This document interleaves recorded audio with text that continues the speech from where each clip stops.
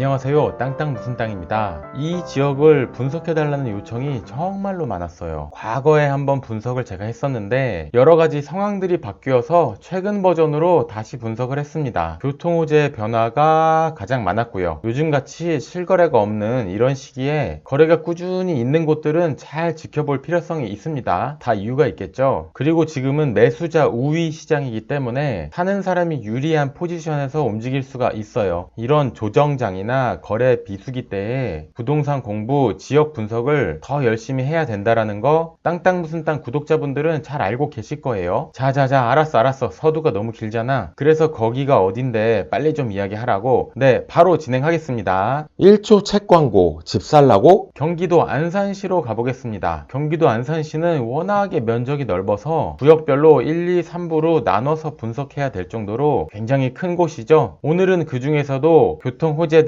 그리고 신세계 테마파크 호재를 함께 받는 경기도 안산시 단원구 초지동을 한번 볼게요. 수도권 지리가 익숙하지 않은 분들도 있기 때문에 경기도 안산이 어딘지 지도를 넓게 하고 한번 설명드려 보겠습니다. 일단 제가 마우스 이렇게 올렸다 내렸다 하면은 이렇게 빨간색으로 표시되는 부분 있죠. 여기가 안산인데 이 왼쪽 여기는 대부도 쪽입니다. 대부도도 안산에 속하는데 대부도를 안산이랑 같이 분석하기엔 좀 애매한 부분이 있으니 이쪽은 빼고 안산시 이쪽을 기준으로 해서 위치를 한번 설명드려 보겠습니다. 지도를 좀 넓게 하면은 제가 빨간색으로 이렇게 칠하고 있는 게 경기도 안산시고요. 지금 우측에 제가 동그라미 치고 있는 게 여기가 수원입니다. 안산은 이렇게 체크 표시를 해볼게요. 그리고 서울은 제가 이렇게 동그라미 칩니다. 이쪽이 서울입니다. 여의도가 여기에 있고 강남이 이쪽에 있습니다. 잘 아시는 송도가 안산에서 11시 방향에 있죠. 안산의 바로 아래쪽은 화성시입니다. 수도권 지리가 익숙하지 않으신 분들도 대략 감이 오시죠? 거리로 한번 볼까요? 안산에서부터 수원시까지는 직선거리 한 20km 정도 됩니다. 그러면 이번에 안산에서부터 경기도 화성까지 바로 밑으로 내려가면 경기도 화성이죠. 한 6, 7km 이렇게 나오는데 거리 측정이 의미 없을 정도로 바로 붙어있는 게 경기도 화성입니다. 그러면 안산에서부터 서울 어디로 가볼까요? 강남 쪽 강남구까지 보면 직선거리 23km 정도 나옵니다. 안산에서부터 여의도까지는 직선거리 22km 정도고요. 안산이 수도권의 어느 쪽에 위치하고 있는지 이제 감이 좀 오시겠죠? 제가 지역의 면적을 설명할 때 여의도랑 비교를 하는데 요 위에 이렇게 빨간 거 요만한 게 여의도입니다. 안산은 이만하고요. 이 큰 안산을 여의도로 비교하기는 좀 어렵고 오늘 분석할 안산시 단원구 초지동을 한번 보겠습니다. 초지동은 이렇게 생겼어요. 안산 면적의 이렇게 일부라고 볼 수가 있습니다. 오늘 분석할 이 초지동이 몇 제곱킬로미터다, 몇만 평이다 설명드려봤자 크기에 대한 감이 전혀 없으시잖아요. 그래서 이 초지동을 서울 여의도랑 크기 비교를 한번 해보겠습니다. 서울 여의도는 이렇게 생겼죠. 국회의사당, IFC몰, 현대백화점, 육산빌딩 이런 것들이 있어서 여의도 크기에 대한 감이 좀 있으시죠? 여의도는 약 100만 평 정도 됩니다. 근데 이 여의도가 마치 모처럼 생기지 않았나요? 맞습니다. 고구마처럼 생겼죠? 그래서 서울 여의도 고구마를 제가 한번 그려봤습니다. 짠! 올려놔보면 똑같죠? 고구마죠? 약 100만 평 정도 되는 서울 여의도 고구마를 안산시 단원구 초지동으로 한번 가져가 보겠습니다. 갑니다. 슝! 슝! 왔어요. 한번 올려놔 볼게요. 모양을 조금 변경해서 초지동에다 이렇게 올려놔 보면 여의도 고구마 하나, 그대로 고구마를 복사해서 내려오면은 여의도 2개, 그리고도 조금 남는 것 같고요. 자, 결론. 안산시 단원구 초지동은 100만 평 여의도 고구마의 한 2개, 2개 반 이 정도 크기 된다 라고 감 잡으시면 될 것 같아요. 설명이 괜찮았죠? 그런 의미에서 땅땅 무슨 땅 채널 한 분도 빠짐없이 구독을 부탁드리고요. 이 영상 좋아요 버튼도 부탁드릴게요. 계속 가겠습니다. 초지동, 초지역은 현재도 무려 3개의 지하철이 지나갑니다. 지도를 좀 넓게 해서 보면 일단 소사 원시선인 서해선이 부천 쪽에서 내려와서 초지역을 지나서 내려가고요. 이게 신세계 테마파크 역으로 이어질 예정입니다. 기존의 4호선은 안산역에서 내려와서 이게 서울 사당, 서울역까지 올라가는 노선이죠. 그리고 수인 분당선도 초지역을 지나갑니다. 이미 3개의 노선이 지나가는데 여기에 2개의 노선이 더 추가될 예정이에요. 3 플러스 2, 5개 초지역은 펜타 역세권이 될 예정입니다. 여러분 혹시 펜타 역세권이라고 들어보셨나요? 5개 노선 지나가는 지하철 본 적 있으세요? 있겠죠. 어딘가 있겠죠. 근데 잘 모르겠죠. 그만큼 펜타 역세권이라는 거는 실제 편리성 외에도 상징적인 부분도 굉장히 큰 것입니다. 그렇게 될 곳이 초지역인데 현재 지하철 노선 먼저 설명드려보면 자, 여기 초지역 있죠. 지하철 3개가 지나갑니다. 초지역에서 탑승해서 기존에 있던 4호선을 타고 사당역까지 이렇게 올라오면은 49분 정도 걸립니다. 꽤나 시간이 걸리죠. 초지역에서 서해선을 타고 이렇게 올라가면 부천 소사까지 27분이 걸립니다. 이렇게 소사로 와서 1호선을 갈아타면은 서울로 진입을 하는 거예요. 그리고 초지역에서 수인 분당선을 타고 이렇게 가면 분당 쪽으로 갑니다. 분당 정자동까지 가볼까요? 1시간이 넘게 걸리네요. 초지역에서 수인 분당선을 타고 이렇게 가면은 어디까지 가볼까요? 수원역까지 가볼게요. 소요시간 29분 걸립니다. 현재 이렇게 3개의 노선이 지나가는데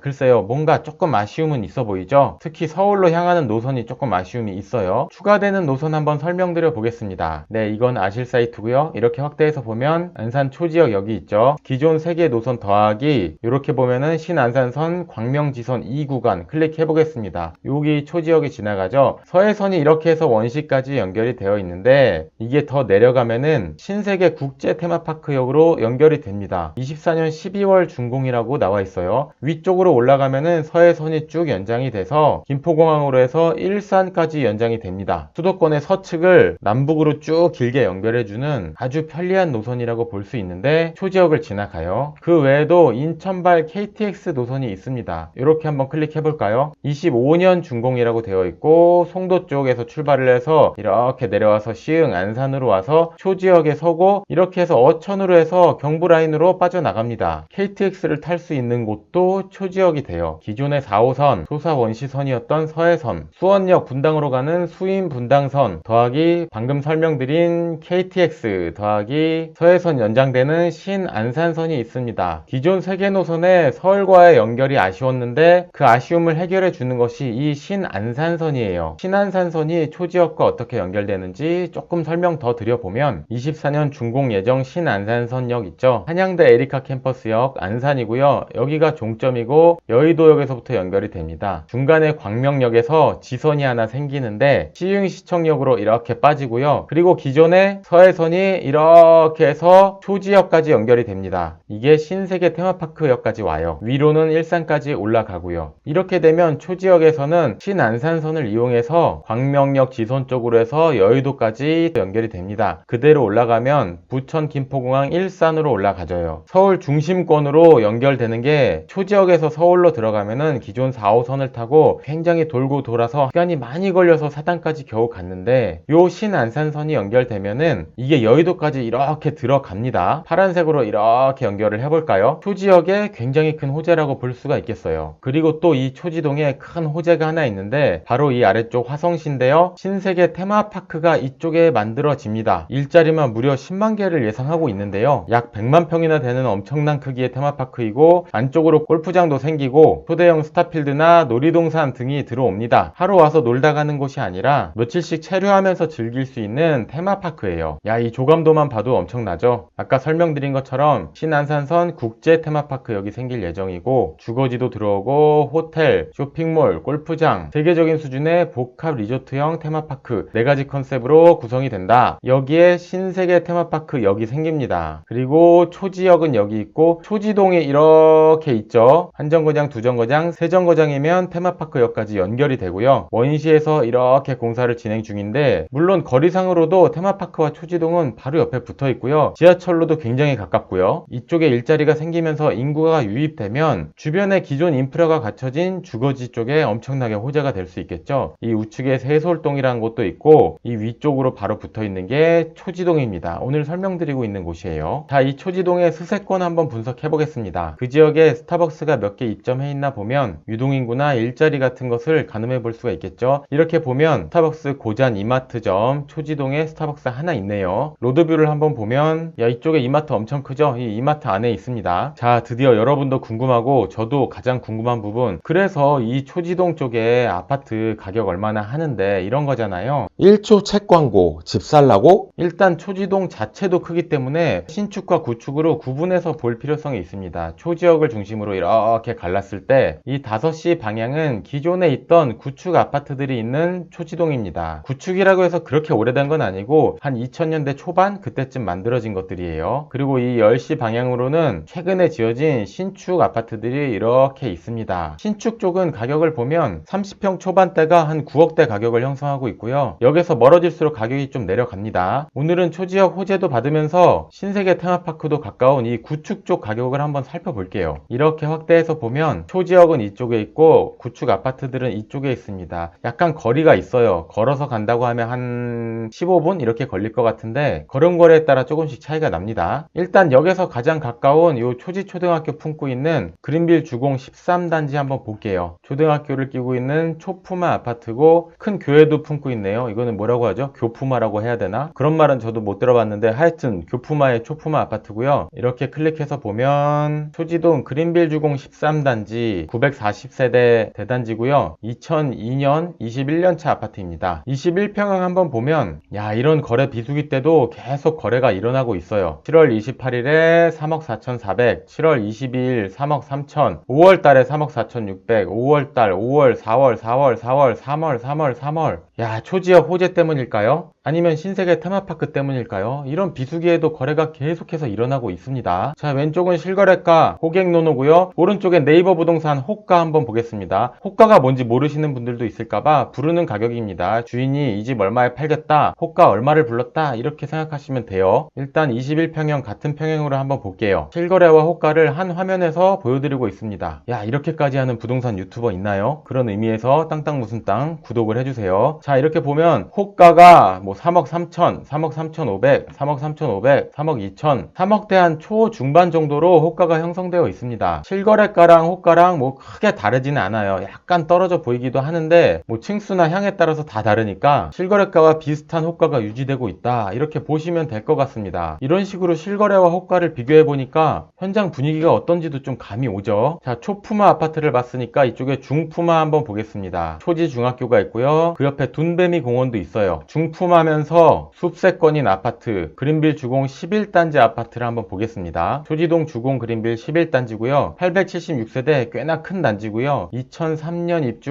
20년차 아파트입니다. 최근 실거래가를 보면 7월달에 4억 9천, 7월달에 4억 6,700, 5월달에는 5억도 찍었고요. 그 전에도 4억 5천, 4억 중후반에서 5억 이렇게 실거래가 형성이 되고 있었어요. 호가 궁금하시죠? 네이버 부동산 같이 보겠습니다. 그린빌 11단지 29평형 한번 볼게요. 호가는 5억대, 5억대, 4억 8천, 5억, 4억 9천, 4억 후반에서 5억 이렇게 호가가 나오고 있어요. 이쪽도 보면은 최근에도 계속 실거래가 일어나고 있고 매도 호가도 실거래랑 거의 비슷한 수준을 유지하고 있습니다. 제가 안산 단원구 초지동을 분석하고 있지만 다른 지역 분석을 하실 때에도 이런 식으로 실거래 가격과 호가 그리고 최근에 거래가 일어나고 있는지 이렇게 비교해서 보시면 그 지역 그 아파트의 현장 분위기를 어느 정도 감은 잡으실 수 있을 거예요. 자, 구축 아파트 하나만 더 보겠습니다. 이 아래쪽으로 신세계 테마파크랑 가까운 쪽 한번 볼게요. 이 아래쪽 신세계 테마파크에서 이쪽이 좀 가까운 쪽이겠죠. 그린빌 주공 18단지 있고요. 이렇게 위쪽으로 보면은 초지역에서는 오히려 좀 멀어지는 쪽에 있다고 볼 수가 있어요. 확대해서 한번 보겠습니다. 이쪽은 아래쪽으로 원포 공원도 있고 상권이 형성이 되어 있는 곳이에요. 대형 이마트도 있고 지하철에선 좀 멀어지지만 생활 편리성은 또 굉장히 좋다고 할 수 있습니다. 별망 중학교와 별망 초등학교도 바로 옆에 끼고 있고 지도에서 봐도 알겠지만 굉장히 큰 단지죠. 한번 보겠습니다. 초지동 그린빌 18단지고요. 1328세대 대단지입니다. 2001년 입주 22년차 아파트예요. 19평을 한번 보면 실거래가